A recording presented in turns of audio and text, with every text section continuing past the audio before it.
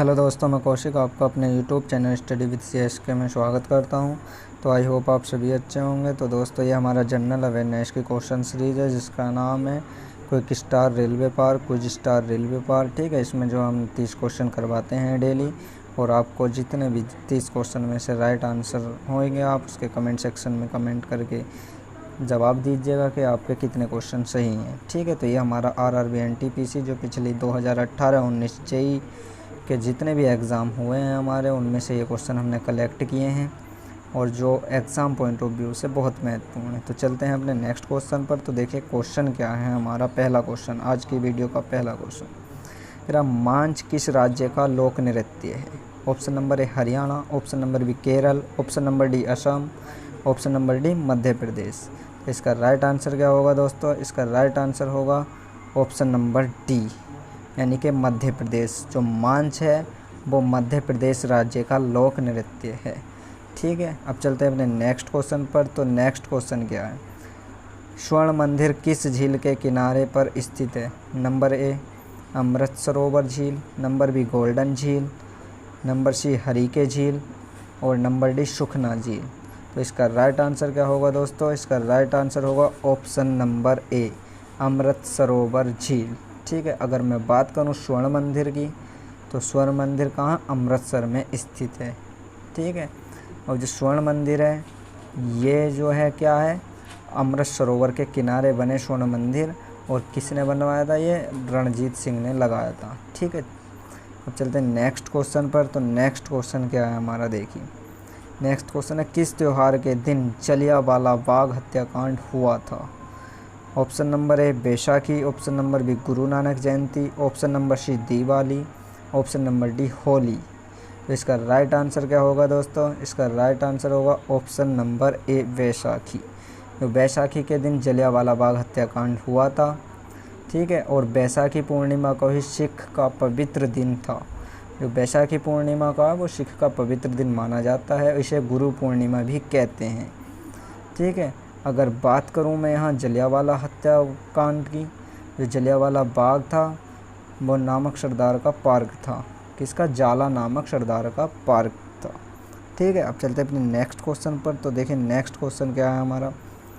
Next question है, Nobel पुरस्कार से सम्मानित हुए पहले भारतीय कौन थे? Option number A Rabindranath Tagore, option number B Mahatma Gandhi, option number C CV Raman, option number D Mother Teresa. तो इसका राइट आंसर क्या होगा दोस्तों? इसका राइट आंसर होगा option number A Rabindranath Tagore. जो रविन्द्रनाथ टैगोर हैं उन्हें साहित्य का नोबेल पुरस्कार मिला था 1913 में। ठीक है, और ये पहले भारतीय थे जिन्होंने नोबेल पुरस्कार प्राप्त किया था। अगर बात करूं मैं इनकी पुस्तक की, तो इन्होंने पुस्तक कौन सी लिखी है? गीतांजलि पुस्तक के लिए नोबेल पुरस्कार दिया गया है। साहित्य की पुस्तक है। ठीक है, अगर बात करूं यहाँ में, तो ये प्रथम एशियाई थे, यानी कि पहले एशियाई थे जिन्होंने नोबेल पुरस्कार प्राप्त किया था। ठीक है, अब चलते हैं नेक्स्ट क्वेश्चन पर। तो देखिए नेक्स्ट क्वेश्चन क्या है आपका। नेक्स्ट क्वेश्चन है, यूनेस्को वैश्विक विरासत स्थल खजुराहो कहाँ पर स्थित है? Option number A Madhya Pradesh, option number B Uttar Pradesh, option number C Uttarakhand, option number D Chhattisgarh. तो इसका राइट आंसर क्या होगा दोस्तों? इसका राइट आंसर होगा option number A Madhya Pradesh. जो मध्य प्रदेश में यूनेस्को वैश्विक विरासत स्थल खजुराहो स्थित है। ठीक है, और खजुराहो की बात करूं तो खजुराहो छतरपुर ज़िले में स्थित है, और जो खजुराहो है वो चंदेल वंश की राजधानी भी कहलाती थी। चंदेल वंश की राजधानी क्या थी? खजुराहो थी। ठीक है, अब चलते हैं अपने नेक्स्ट क्वेश्चन पर। तो देखिए नेक्स्ट क्वेश्चन क्या है आज का। भारतीय राष्ट्रीय कांग्रेस के पहले अध्यक्ष कौन थे? ऑप्शन नंबर है Womesh Chandra Banerjee, option number B Bal Gangadhar Tilak, option number C Allan Octavian Hume, और option number D Dadabhai Naoroji. तो इसका राइट आंसर क्या होगा दोस्तों? इसका राइट आंसर होगा ऑप्शन नंबर है व्योमेश चंद्र बनर्जी। तो भारतीय राष्ट्रीय कांग्रेस के जो पहले अध्यक्ष थे व्योमेश चंद्र बनर्जी। अगर मैं बात करूं तो किसने स्टार्ट करी थी? ये एलन ऑक्टियोमन होम, इसके जो स्थापना करी थी वो किसने करी थी? वो की थी A.O. ह्यूम ने। ठीक है, तो देखिए भाई, उसके बाद क्या है, अगर आपसे पूछा जाए क्या अगर आपसे क्वेश्चन में ये पूछा जाए कि भाई पहले मुस्लिम कौन हैं, तो पहले मुस्लिम कौन थे? बदरुद्दीन तैयब जी। ठीक है, अगर आपसे यहीं पे पूछे कि पहला अंग्रेज़ कौन था या विदेशी कौन था, तो वो जॉर्ज यूले थे, जॉर्ज यूले। ठीक है, अब चलते हैं अपने नेक्स्ट क्वेश्चन पर। तो देखें नेक्स्ट क्वेश्चन क्या है हमारा। नेक्स्ट क्वेश्चन, मुग़ल साम्राज्य की स्थापना किसके द्वारा की गई थी। ऑप्शन नंबर है Babur, option number B Humayun, option number C Akbar, option number D Shahjahan. तो इसका राइट आंसर क्या होगा दोस्तों, इसका राइट आंसर होगा ऑप्शन नंबर ए बाबर। यानी कि मुग़ल साम्राज्य की जो स्थापना की थी वो बाबर द्वारा की गई थी। और बाबर का जो जन्म है एशिया के फरगान राज्य में हुआ था, जिसे परगना बोलते हैं। ठीक है, और ये 1494 ईस्वी में 11 वर्ष की उम्र में ही शासक बन गए थे। ठीक है, और इन्होंने 1504 ईस्वी में काबुल को जीतकर स्थायी जीवन की शुरुआत की थी। और इन्हीं के ही काल में क्या हुआ, 21 अप्रैल 1526 को क्या हुआ था, पानीपत का प्रथम युद्ध, जिसे बोलते हैं बैटल ऑफ पानीपत। किस किस के बीच में हुआ था, ये हुआ था आपके बाबर और इब्राहिम लोदी के बीच में। ठीक है, जिसमें क्या था, जिसमें इब्राहिम लोदी पराजित हुआ था और वहाँ से ही मुग़ल साम्राज्य की स्थापना हुई थी। यानी कि 21 अप्रैल 1526 से ईस्वी से ही मुग़ल साम्राज्य की स्थापना की गई थी। वो किसके द्वारा, बाबर के द्वारा। कौन सा अभियान था आपका, पानीपत का युद्ध, प्रथम युद्ध। ठीक है, बैटल ऑफ पानीपत। तो चलते हैं अपने नेक्स्ट क्वेश्चन पर। तो देखिए नेक्स्ट क्वेश्चन क्या है आपका, भारत के राष्ट्रगान के रचयिता कौन हैं। ऑप्शन नंबर है Rabindranath Tagore, option number B Bankim Chandra Chatterjee, option number C Pydimarri Venkata Subbarao, option number D Pingali Venkayya. तो इसका राइट आंसर क्या होगा दोस्तों, इसका राइट आंसर होगा option number A Rabindranath Tagore. जो भारत के राष्ट्रगान के रचयिता हैं वो रविन्द्रनाथ टैगोर हैं। अगर बात करें हम राष्ट्रगान की तो इसकी टाइमिंग कितनी है, इसकी टाइमिंग है 52 सेकेंड। ठीक है, अगर बात करूं मैं यहीं पर कि पहली बार जो राष्ट्रगान गाया गया था वो 1911 ईस्वी में कलकत्ता अधिवेशन में प्रस्तुत किया गया था। ठीक है, अगर यहाँ पे हम बात करें बंकिम चंद्र चटर्जी की, तो इनके द्वारा क्या है, भारत का राष्ट्रीय गीत लिखा गया है। और राष्ट्रीय गीत सर्वप्रथम कहाँ, 1896 ईस्वी, 1896 में जो हमारा कलकत्ता अधिवेशन प्रस्तुत किया गया था वहाँ पे। ठीक है, 1911 में हमारा क्या था, राष्ट्रगान, वो भी कलकत्ता अधिवेशन था। और 1896 में वो भी कलकत्ता अधिवेशन था जिसमें राष्ट्रीय गीत हमारा प्रस्तुत किया गया था। ठीक है, अब चलते हैं अपने नेक्स्ट क्वेश्चन पर। तो देखें नेक्स्ट क्वेश्चन क्या है हमारा। नेक्स्ट क्वेश्चन है, बाह्य अंतरिक्ष में यात्रा करने वाला प्रथम मानव कौन था। ऑप्शन नंबर है Neil Armstrong, option number B Yuri Gagarin, option number B is Aldrin, option number D John Glenn. तो इसका राइट आंसर क्या होगा दोस्तों, इसका राइट आंसर होगा option number B Yuri Gagarin. यानी कि बाह्य अंतरिक्ष में यात्रा करने वाला प्रथम मानव कौन था, वो यूरी गागरिन थे। ठीक है, और यूरी गागरिन कहाँ के, रूस के अंतरिक्ष यात्री हैं। ये ध्यान रखना कि यूरी गागरिन जो हैं वो रूस के अंतरिक्ष यात्री हैं। ठीक है, तो चलते हैं अपने नेक्स्ट क्वेश्चन पर। तो देखिए नेक्स्ट क्वेश्चन क्या है हमारा। नेक्स्ट क्वेश्चन है, जलियांवाला बाग हत्याकांड का आदेश किसने दिया था। ऑप्शन नंबर है General Dyer, option number B Michael O'Dwyer, option number C H आइक्यूस, option number D Winston Churchill. ठीक है, तो इसका राइट आंसर क्या होगा दोस्तों, इसका राइट आंसर होगा आपका option number A General Dyer. Jallianwala Bagh जो हत्याकांड का आदेश दिया था वो किसने दिया था, जनरल डायर ने दिया था। कब दिया था, 13 अप्रैल 1919 को जलियांवाला हत्याकांड हुआ था। कहाँ पर हुआ था, अमृतसर में हुआ था। ठीक है, कहाँ पर हुआ था, अमृतसर में हुआ था। और क्या है इस हत्याकांड के बारे में, इस हत्याकांड के बारे में क्या हुआ था, हंटर समिति का गठन किया गया था जिसमें से 389 व्यक्ति मारे जाने की पुष्टि की गई थी। ठीक है, तो अब अगर बात करूं मैं यहाँ पे विंस्टन चर्चिल की, तो विंस्टन चर्चिल जो है क्या थे, अंग्रेज़ थे। और इन्होंने ही गांधी जी को क्या कहा था, अर्धनग्न फ़कीर। ठीक है, इन्होंने गांधी जी को क्या कहा था, अर्धनग्न फ़कीर। कौन से सम्मेलन में, द्वितीय गोलमेज सम्मेलन में। ठीक है, चलते भाई नेक्स्ट क्वेश्चन पर। तो देखें नेक्स्ट क्वेश्चन क्या है हमारा। वैज्ञानिक नाम होमो सैपियन का अर्थ क्या है। ऑप्शन नंबर सीधा आदमी, ऑप्शन नंबर बी लंबा आदमी, ऑप्शन नंबर सी बुद्धिमान आदमी, ऑप्शन नंबर डी कामकाजी आदमी। तो ये क्वेश्चन आपका आरआरबी एएलपी में कई बार पूछा गया है। जो आपके रिसेंटली एएलपी सीरीज हुई है उसमें कई बार क्वेश्चन पूछा गया था। तो इसका राइट आंसर क्या है दोस्तों, इसका राइट आंसर है ऑप्शन नंबर सी बुद्धिमान आदमी। जो वैज्ञानिक नाम है होमो सैपियन, उसका जो अर्थ है वो है बुद्धिमान आदमी। ठीक है, अब चलते हैं नेक्स्ट क्वेश्चन पर। तो देखिए नेक्स्ट क्वेश्चन क्या है आपका। नेक्स्ट क्वेश्चन, निम्नलिखित भारतीय राज्यों में किसमें केसर की खेती की जाती है? तो option number A Jammu Kashmir, option number B Uttar Pradesh, option number C Assam, option number D Sikkim. तो इसका राइट आंसर क्या होगा दोस्तों? इसका राइट आंसर होगा option number A Jammu Kashmir. तो जम्मू कश्मीर राज्य में केसर की खेती होती है। अगर बात करूं मैं केसर की, तो केसर जो उपयोग में क्या है, सर्दीवर्धक दवा है और मसाला आदि में उपयोग होता है। ठीक है, अब चलते हैं अपने नेक्स्ट क्वेश्चन पर। तो देखिए नेक्स्ट क्वेश्चन क्या रहेगा हमारा। नेक्स्ट क्वेश्चन है श्रीलंका तब शिलोंग किस वर्ष डोमिनियन ऑफ शिलोंग के रूप में स्वतंत्रता प्रदान की गई थी? ऑप्शन नंबर ए कितना 1048, option number B 1972, 1947, option number D 1968। तो इसका राइट आंसर क्या है? ऑप्शन नंबर ए क्या है 1948। ये 1948 है भाई। ऑप्शन नंबर ए कितना है 1948। ठीक है, तो इसका राइट आंसर क्या है 1948 में डोमिनियन ऑफ सिलोन के रूप में स्वतंत्रता प्रदान किसे की गई थी? श्रीलंका को, यानी कि सिलोन को। ठीक है, अगर श्रीलंका के प्राचीन नाम की बात करूं तो उसका नाम क्या था? ताम्रपाणी। जो श्रीलंका का प्राचीन नाम था ताम्रपाणी था और श्रीलंका का पुराना नाम क्या था? सिलोन था। ठीक है, और यहीं पे बात करूं मैं श्रीलंका की राजधानी की, तो श्रीलंका की राजधानी क्या है भाई? श्रीलंका की राजधानी है कोलंबो। ठीक है, तो जो इसे डोमिनियन ऑफ सिलोन के रूप में स्वतंत्रता प्रदान की गई थी वो कब की गई थी भाई? 1948 में। ठीक है, अब चलते हैं अपने नेक्स्ट क्वेश्चन पर। तो देखिए नेक्स्ट क्वेश्चन क्या कह रहा है आपका, महान सम्राट अशोक किस वंश से थे?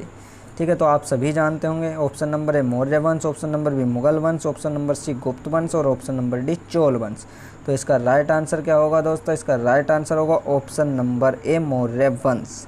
ठीक है, जो महान सम्राट अशोक थे वो मौर्य वंश से संबंधित थे और इनका टाइम पीरियड क्या था? अशोक 273 से 232 BC में। ठीक है, और ये किसके पुत्र थे? मैं बात करूं तो यहाँ पे ये बिंदुसार के पुत्र थे, यानी कि बिंदुसार के पुत्र थे। ठीक है, अशोक। ठीक है, अगर बात करूं मैं यहाँ अशोक की, तो अशोक ने काफ़ी सारे शिलालेख लिखे हैं। ठीक है, बहुत सारे शिलालेख पाए गए हैं अशोक के। तो भारत में शिलालेख सर्वप्रथम अशोक के द्वारा ही प्राप्त हुए हैं। ठीक है, चलो भाई नेक्स्ट क्वेश्चन पर चलते हैं। तो देखिए नेक्स्ट क्वेश्चन क्या हमारा, मानव शरीर में प्रोटेस्ट एक है। मानव शरीर में प्रोटेस्ट एक है। तो ऑप्शन नंबर है संयोजी ऊतक, ऑप्शन नंबर बी ग्रंथि, ऑप्शन नंबर सी झिल्ली, ऑप्शन नंबर डी मांसपेशी। तो प्रोटेस्ट क्या है हमारा? ऑप्शन नंबर वी ग्रंथि। तो मानव शरीर में प्रोटेस्ट है वो क्या है? ग्रंथि। तो चलते हैं नेक्स्ट क्वेश्चन देखते हैं भाई। नेक्स्ट क्वेश्चन क्या है हमारा, भ्रूण के मस्तिष्क को नुकसान पहुंचाने वाला जीका वायरस द्वारा वहन होता है। ऑप्शन नंबर ए मच्छर, ऑप्शन नंबर बी जल, ऑप्शन नंबर सी वायु, ऑप्शन नंबर डी भोजन। तो जो जीका वायरस है हमारा किसके द्वारा वहन होता है भाई? इसका राइट आंसर क्या होगा? इसका राइट आंसर होगा ऑप्शन नंबर ए मच्छर। तो जीका वायरस हमारा मच्छर द्वारा वहन होता है और ये क्या करता है? भ्रूण के मस्तिष्क को नुकसान पहुंचाता है।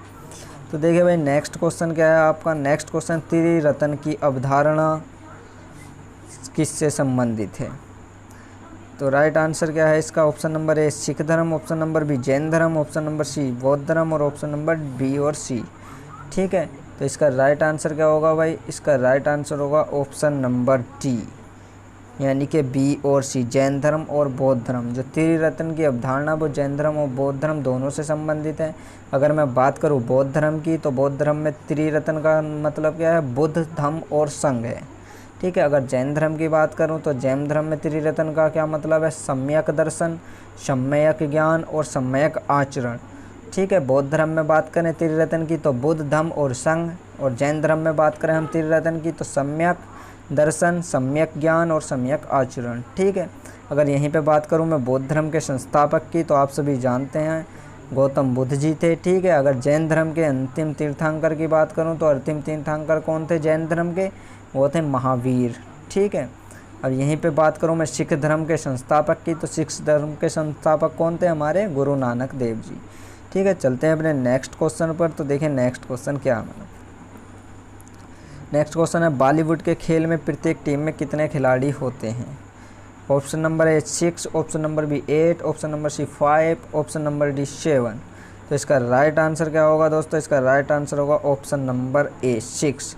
जो वॉलीबॉल है उस खेल में 6 खिलाड़ी होते हैं। ठीक है, अब चलते हैं अपने नेक्स्ट क्वेश्चन पर। नेक्स्ट क्वेश्चन क्या है हमारा, देखिए भारतीय मूल की कल्पना चावला अंतरिक्ष में गई थी। ऑप्शन नंबर ए कोलंबिया में, option number B Challenger, option number C Atlantis, option number D Endeavour. ठीक है, तो हम इसका राइट आंसर क्या होगा दोस्तों, इसका राइट आंसर होगा ऑप्शन नंबर ए कोलंबिया। ठीक है, कल्पना चावला जो अंतरिक्ष यान से गई थी, वो भारतीय मूल की जो कल्पना चावला थी वो कोलंबिया अंतरिक्ष यान से गई थी। अगर बात करूं मैं कल्पना चावला की, तो भारत मूल की थी और वो कहाँ की थी, हरियाणा राज्य की रहने वाली थी भारत में। ठीक है, और इन्हें जो है अमेरिकन नागरिकता प्राप्त कर ली थी। ठीक है, और इन्होंने कहाँ से गई थी, नासा के कोलंबियन से अंतरिक्ष में गई थी। ठीक है, अब चलते हैं भाई नेक्स्ट क्वेश्चन पर आपका। तो नेक्स्ट क्वेश्चन क्या है, देखिए महात्मा गांधी कौन से व्यक्ति को अपना राजनीतिक गुरु या उपदेशक मानते थे। ऑप्शन नंबर एक Gopal Krishna Gokhale, option number B Dadabhai Naoroji, option number C Rabindranath Tagore, option number D Motilal Nehru. तो इसका राइट आंसर क्या होगा भाई, इसका राइट आंसर होगा option number A Gopal Krishna Gokhale. Mahatma Gandhi जो है गोपाल कृष्ण गोखले को अपना राजनीतिक गुरु मानते थे। अगर बात करूँ मैं यहाँ गोखले की और एम.जी. रनाडे को, तो अपना गुरु राजनीतिक गुरु मानते थे। जो गोखले जो थे वो एम.जी. रनाडे जी को अपना राजनीतिक गुरु मानते थे, और गोखले जी को कौन मानते थे, महात्मा गांधी जी। ठीक है, चलते हैं भाई नेक्स्ट क्वेश्चन पर। तो देखिए नेक्स्ट क्वेश्चन क्या है आपका, एक भारतीय राज्य की प्रथम महिला मुख्यमंत्री कौन है। Option number A Nandini Satpathy, option number B Mayawati, option number C Sushma Swaraj, option number D Sucheta Kripalani. तो इसका राइट आंसर क्या होगा दोस्तों, Sucheta Kripalani. Option number D is the right answer of this question. यानी कि सुचेता कृपलानी एक भारतीय राज्य की प्रथम महिला मुख्यमंत्री हैं। अगर सुचेता कृपलानी की बात करूं तो वह कहाँ की मुख्यमंत्री बनी थी, उत्तर प्रदेश राज्य की। ठीक है, अगर मैं प्रथम महिला राज्यपाल की बात करूं तो प्रथम महिला राज्यपाल कौन है, सरोजनी नायडू। ठीक है, सरोजनी नायडू कहाँ की राज्यपाल थी, वो भी उत्तर प्रदेश की राज्यपाल बनी थी।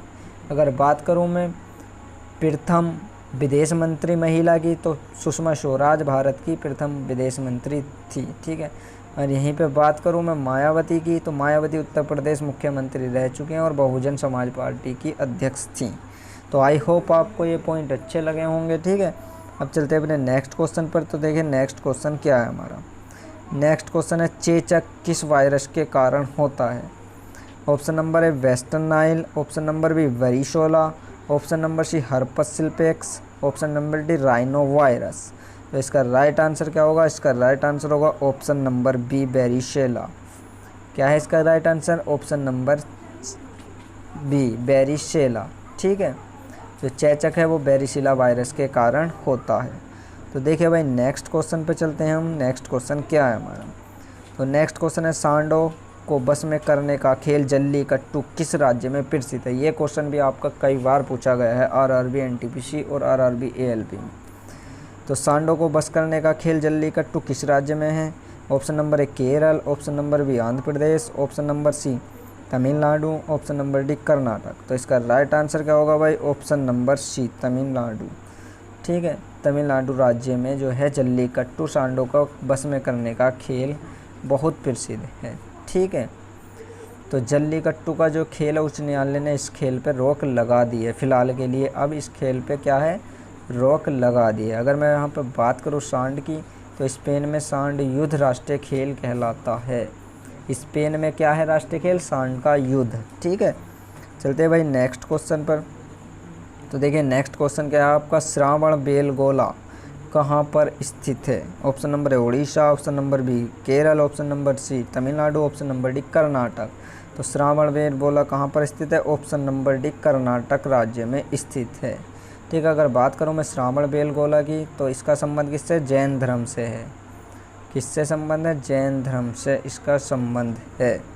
चलते हैं भाई नेक्स्ट क्वेश्चन पर। तो देखिए नेक्स्ट क्वेश्चन क्या है, किस नदी को दक्षिण गंगा के नाम से भी जाना जाता है। Option number A Kaveri, option number B Mahanadi, option number C Godavari, option number D Krishna. तो इसका राइट आंसर क्या होगा दोस्तों, इसका राइट आंसर होगा ऑप्शन नंबर सी गोदावरी। जो गोदावरी नदी है उसको दक्षिण गंगा के नाम से भी जाना जाता है। अगर बात करूं मैं यहाँ गोदावरी नदी की, तो गोदावरी नदी दक्षिण भारत के लिए बहुत महत्वपूर्ण है, जो उत्तर भारत में गंगा नदी को प्राप्त है। ठीक है। अगर गोदावरी नदी की बात करूं तो ये कहाँ पे गिरती है, ये बंगाल की खाड़ी में गिरती है। और गोदावरी नदी की जो लंबाई है वो 1465 किलोमीटर है। ठीक है। और जो इसकी सहायक नदी कौन कौन सी है, भारत की जो प्रमुख नदी हैं वो कौन है, कावेरी, कृष्णा दक्षिण भारत की प्रमुख नदी कहलाती हैं। ठीक है। अगर यहाँ पे बांध करूँ, महानदी की बात करूँ तो महानदी कहाँ है, ये हीराकुंड बांध पे है। ठीक है। चलते हैं भाई महानदी पे जो हमारा हीराकुंड बांध बनाया गया। अब देखें भाई नेक्स्ट क्वेश्चन है, स्वतंत्र भारत में भारतीय राष्ट्रीय कांग्रेस की पहली महिला अध्यक्ष कौन थी? Option number A Sonia Gandhi, option number B Indira Gandhi, option number D Ambika Soni और option number D Sarojini Naidu. तो इसका राइट आंसर क्या होगा भाई, option number D Sarojini Naidu. ठीक है। स्वतंत्र भारत में जो भारतीय राष्ट्रीय कांग्रेस की प्रथम महिला अध्यक्ष थी वो कौन थी, आपकी इंदिरा गांधी थी। अगर स्वतंत्र भारत में भारतीय राष्ट्रीय कांग्रेस की बात करूं तो जो पहली महिला थी कौन थी वो, भाई इसका राइट आंसर क्या होगा, ऑप्शन नंबर बी होगा। इसका राइट आंसर क्या होगा, ऑप्शन नंबर बी होगा, बी इंदिरा गांधी। स्वतंत्र भारत में जो भारतीय राष्ट्रीय कांग्रेस की पहली महिला अध्यक्ष की बात करें तो वो कौन है, इंदिरा गांधी। ठीक है। अगर यहीं पे बात करूँ मैं सरोजिनी नायडू की, तो सरोजिनी नायडू हमारी भारत की प्रथम महिला थी जो 1925 ईस्वी में कानपुर कांग्रेस की अध्यक्षता की थी। इन्होंने कौन से की अध्यक्षता की थी, कानपुर की, कानपुर कांग्रेस की अध्यक्षता की थी 1925 ईस्वी में। ठीक है। इसका राइट आंसर क्या होगा भाई, इसका राइट आंसर होगा option number B Indira Gandhi. देखिए भाई नेक्स्ट क्वेश्चन क्या है आपका, नेक्स्ट क्वेश्चन है, वर्तमान में प्रचलित भारतीय राष्ट्रीय ध्वज का डिजाइन किसके द्वारा तैयार किया गया है? Option number A doctor BR Ambedkar, option number B Madam Cama, option number C वेंकली वकैया, option number D Sucheta Kripalani. तो इसका राइट आंसर क्या है दोस्तों, इसका राइट आंसर है ऑप्शन नंबर सी। इसका राइट आंसर क्या है, ऑप्शन नंबर सी। किसके द्वारा, पिंकली वकैया द्वारा। ठीक है। अगर मैं बात करूं यहाँ राष्ट्रीय ध्वज की तो राष्ट्रीय ध्वज में हमारे 3 प्रकार के कलर पाए जाते हैं, केसरिया सबसे ऊपर, बीच में श्वेत यानी कि वाइट और नीचे क्या होता है, हरा रंग यानी कि ग्रीन। अगर बात करूं मैं तिरंगा ध्वज की लंबाई और चौड़ाई के अनुपात की तो वो होता है 3:2 में। ठीक है। अगर यहीं पे बात करूं मैं इसमें तिरंगा ध्वज में क्या होता है, लकड़ी की तिल्लियाँ पाई जाती है, वो कितनी होती हैं आरियाँ, 24 आरियाँ। ठीक है। और इस पे क्या विराजमान है, इसमें है अशोक चक्र, सारनाथ से लिया गया है। ठीक है। अगर यहीं पे बात करूं मैं किसकी, डॉक्टर भीमराव अंबेडकर की, तो ये भारतीय संविधान के जनक कहे जाते हैं। ठीक है। अगर यहाँ पे बात करूँ मैं मैडम कामा की, तो भारतीय स्वतंत्रता आंदोलन की माता मानी जाती हैं मैडम कामा। मैडम कामा कौन है, भारतीय स्वतंत्रता आंदोलन की माता मानी जाती हैं। और सुचेता कृपलानी की तो आप सभी जानते होंगे, सुचेता कृपलानी प्रथम भारत के किसी राज्य की मुख्यमंत्री बनी थी। ठीक है। अब चलते हैं भाई नेक्स्ट क्वेश्चन पर। तो देखिए नेक्स्ट क्वेश्चन क्या है आपकी स्क्रीन पर। तो नेक्स्ट क्वेश्चन है आपकी, पुस्तक अग्नि की उड़ान विंग्स ऑफ फायर के लेखक कौन थे? Option number A doctor Rajendra Prasad, option number B doctor Radhakrishnan, option number C APJ Abdul Kalam, option number D VV Giri. तो इसका राइट आंसर क्या होगा दोस्तों, इसका राइट आंसर होगा APJ अब्दुल कलाम। जो विंग्स ऑफ फायर पुस्तक लिखी गई है वो APJ अब्दुल कलाम के ऊपर लिखी गई है, APJ अब्दुल कलाम ने लिखी है। अगर बात करूं मैं यहाँ APJ अब्दुल कलाम की, तो इन्हें क्या कहा जाता है, भारत के वैज्ञानिक थे जो राष्ट्रपति भी बने हैं। क्या थे ये, हमारे भारत के वैज्ञानिक थे, राष्ट्रपति भी बने हैं। और इन्हें क्या कहा जाता है, मिसाइल मैन के नाम से जाने जाते हैं। ये जो भारत के मिसाइल कार्यक्रम के जनक कहे जाते हैं हमारे कौन, APJ अब्दुल कलाम।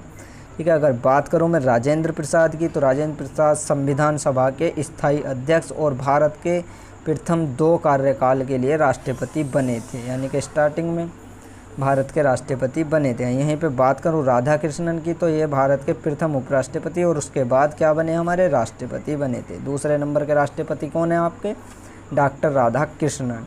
ठीक है। अब चलते हैं अपने नेक्स्ट क्वेश्चन पर। तो देखिए नेक्स्ट क्वेश्चन क्या है आपका, नेक्स्ट क्वेश्चन है, निम्नलिखित में से कौन से व्यक्ति को स्वतंत्र भारत के प्रथम गृह मंत्री के रूप में कार्य किया है? Option number 1 K Kamaraj, option number B Rajagopalachari, option number C Sardar Vallabhbhai Patel, option number D Morarji Desai. तो इसका राइट आंसर क्या होगा? Option number C, Sardar Vallabhbhai Patel.